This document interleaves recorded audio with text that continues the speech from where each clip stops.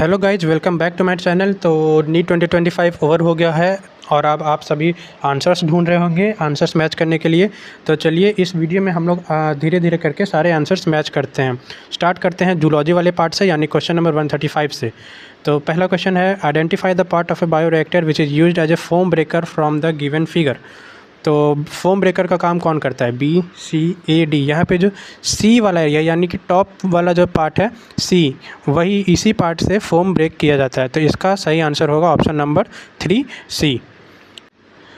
तो यहाँ पे जब सेकंड क्वेश्चन है, जहाँ पे हम लोग देख सकते हैं कि एक ग्रुप को एस सबस्ट्रेट से दूसरे अनदर सबस्ट्रेट के साथ जोड़ा गया है। तो ये कौन करता है? लाइगेज नहीं, लाइज नहीं, हाइड्रोलेज नहीं। हाइड्रोलेज तो तोड़ने का काम करता है। तो इसका आंसर होगा second option, that is transferase. आगे बढ़ते हैं 138, मैच द कॉलम्स। मैच करने वाले ऑप्शंस जब आते हैं तो हमने यहाँ पे ऑप्शन से आंसर ढूंढने का कोशिश करना चाहिए। तो इसका जो सबसे पहला क्लोरोफिल ए है, क्लोरोफिल ए किससे मैच होगा? ब्लू ग्रीन से। क्लोरोफिल बी किससे होगा? क्लोरोफिल बी होगा हमारा येलो ग्रीन से।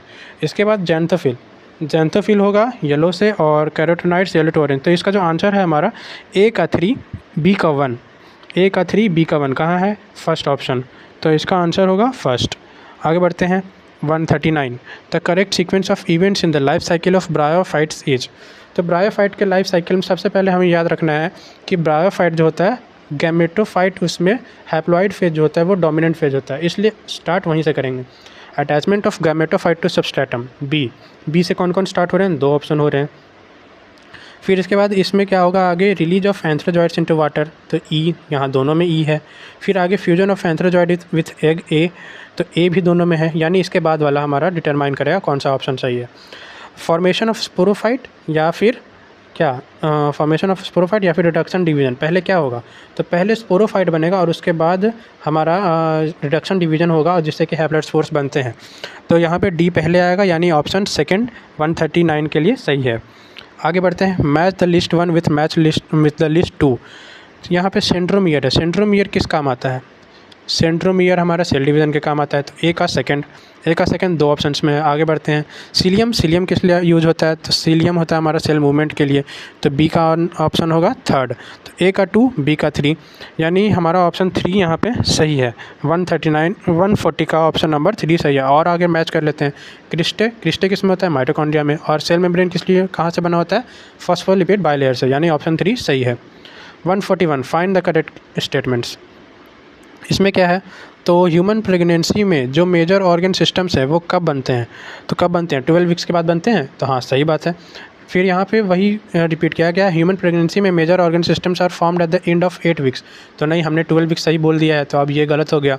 फिर ह्यूमन प्रेगनेंसी में हार्ट जो होता है 1 मंथ ऑफ गेस्टेशन के बाद बनता है। तो हाँ, 5th वीक के आसपास में बनना स्टार्ट होता है और 8th वीक तक कंप्लीट हो जाता है।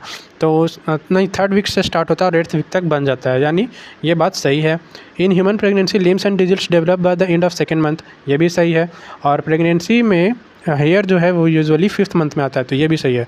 यानी 4 ऑप्शन सही हैं, एक गलत है। तो ऐसा ऑप्शन कौन है? तो ए, सी, डी, ई, यानी थर्ड ऑप्शन 141 का आंसर होगा थर्ड। आगे बढ़ते हैं, each of the following characteristics represent a kingdom propose by Whittaker. तो यहाँ विटाकर के किंगडम क्लासिफिकेशन के अलग अलग ऑप्शन दिए हुए हैं। तो हमें पता करना है कि क्या following in arrange the following in increasing order of complexity of body organisation. Increasing order of complexity में अरेंज करना है। तो कहाँ से स्टार्ट करेंगे? प्रोकैरियोट से। तो पहला ऑप्शन हमारा क्या है? Prokaryotes, option C. Option C 2 बार दिया हुआ है। इसके बाद क्या आएगा? यूकैरियोट्स। तो 2 हैं, इसमें से कौन सा? ये वाला, eukaryotes with cellular body organisation. Eukaryotes with cellular body organisation, तो सी, ई, यहाँ पे दोनों में सी, ई है। इसके बाद क्या? A, multicellular heterotrophs with cell wall made of chitin, यानी यहाँ पे फंगाई का बात हो रहा है। ठीक है, इसके बाद आगे बढ़ते हैं। आगे क्या है? हेटेरोट्रॉप्स, और यहाँ पे यूकैरियोट्रॉप्स, यूकैरियोटिक ऑटोट्रॉप्स। ठीक है, इसके आगे टिश्यू ऑर्गन सिस्टम लेवल, और इसमें क्या है? टिश्यू और ऑर्गन लेवल, यानी पहले टिश्यू और ऑर्गन लेवल वाला ऑप्शन आएगा। तो इसमें से अब कौन सा? सी, ई, ए, डी, बी या सी, ए, बी, डी? तो सी, ई, ए, डी, बी, फर्स्ट ऑप्शन यहाँ पे सही है। ठीक है, 142 का ऑप्शन नंबर फर्स्ट।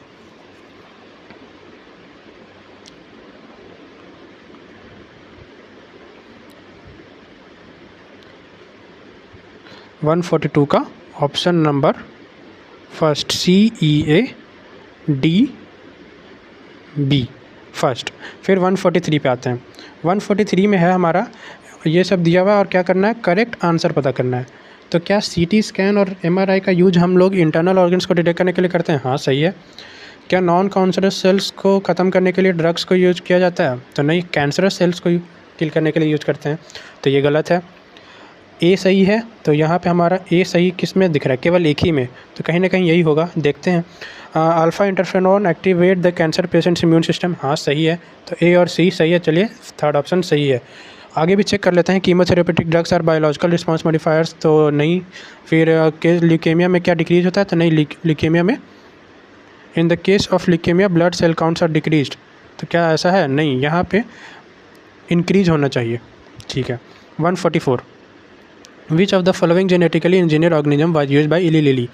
तो जब इंसुलिन बनाया गया था इली लिली कंपनी के द्वारा, तो वहाँ पे यीस्ट यूज हुआ था या फेज या वायरस या बैक्टीरियम? तो हम लोग जानते हैं ई कोलाई का यूज हुआ था, तो इसका सही आंसर होगा फोर्थ, फर्स्ट नहीं फोर्थ। ठीक है, आगे बढ़ते हैं। 145 what is the pattern of inheritance for polygenic trait. Polygenic trait के लिए पैटर्न ऑफ इनहेरिटेंस क्या है? तो चूँकि पॉलीजेनिक की बात हो रही है, तो यहाँ पे मेंडेलियन वाला काम नहीं करेगा, तो मेंडेलियन वाला नहीं काम करेगा, तो क्या काम करेगा? नॉन मेंडेलियन इनहेरिटेंस पैटर्न, तो इसका सही आंसर है 145 का 1। Which of the following 46 which of the following are post transcriptional events in an eukaryotic cell. Transcription के बाद, यानी कि डीएनए से आरएनए बनने के बाद कौन कौन से इवेंट्स होते हैं, तो चेक करते हैं। Pre mRNA to cytoplasm, pre RNA क्या होता है? ऐसा कुछ नहीं लेना देना हमारा, तो ए ऐसे भी हमारा है नहीं, चलिए ए नहीं होगा।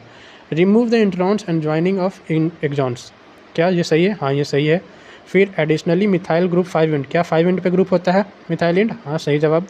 फिर 3 एंड पे क्या एडेनिन होता है? तो हाँ ये भी सही है। तो बी सी डी किस में है? फर्स्ट में, तो 146 का आंसर होगा फर्स्ट। लास्ट ऑप्शन भी देख लेते हैं। Base pairing of 2 complementary RNAs, क्या ये सही है? तो नहीं, बेस पेयरिंग नहीं किया जाता ट्रांसक्रिप्शन के बाद आरएनएज में, तो इसलिए ये ऑप्शन गलत है। तो बी सी डी यानी फर्स्ट ऑप्शन सही है। आगे बढ़ते हैं 147 पे। Which of the following phyto hormones promote nutrient mobilisation. तो न्यूट्रिएंट मोबिलाइजेशन को कौन प्रमोट करता है? तो ये हमारा हो जाएगा, इसके लिए न्यूट्रिएंट मोबिलाइजेशन में हमारा हो जाएगा साइटोकाइनिन, क्योंकि साइटोकाइनिन ही होता है जो न्यूट्रिएंट मोबिलाइजेशन करता है, तो ऑप्शन नंबर 3।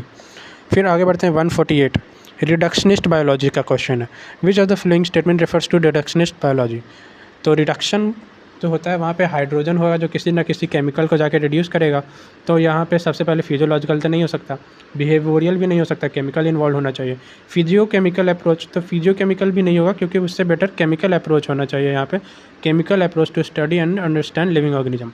तो 148 का आंसर होगा सेकेंड। आगे बढ़ते हैं 149 मैच द फॉलोइंग। इम्फाइसीमा किससे मैच होगा? तो यहाँ पे हमारा सामने दिख रहा है damage alveolar walls and decrease respiratory surface, A का तो 2 होगा, ए का 2 2 ऑप्शन में आगे देखते हैं। एंजाइना पेक्टोरिस में क्या होगा? Acute chest pain when not enough oxygen is reaching heart, तो बी का 3, ए का 2, बी का 3। Glomerulonephritis inflammation of glomeruli of kidney, C का 4, और डी टेटनी है, यानी कि स्पाजम होगा मसल्स में कैल्शियम की कमी होने के कारण। तो 149 का हमारा सही आंसर होगा थर्ड, ए का 2, बी का 3, सी का 4 और डी का 1। आगे बढ़ते हैं 50 epiphytes that are growing on a mango branch is an example of which of the following. तो मैंगो ब्रांच पे जब ग्रो करता है एपीफाइट, तो क्या वो म्यूचुअलिज्म होता है? नहीं, प्रॉफिट हो रहा है लेकिन दोनों को प्रॉफिट नहीं हो रहा, तो ये म्यूचुअलिज्म नहीं हो सकता। तो आंसर क्या होगा? प्रेडेशन तो नहीं हो रहा, अमेंशियलिज्म यानी किसी को नुकसान नहीं हो, तो किसी को नुकसान नहीं हो रहा, तो अमेंशियलिज्म भी नहीं होगा, तो इसका आंसर क्या होगा? कमेंशियलिज्म, क्योंकि सिर्फ एक को प्रॉफिट हो रहा है, तो ये इसका आंसर सही होगा ऑप्शन नंबर 4। तो बाकी आगे के वीडियोज़ में आगे के क्वेश्चंस के आंसर मिलेंगे, तो आप लोग बने रहिए, तब तक इतने क्वेश्चंस का आंसर मैच करिए। ठीक है, बाय बाय।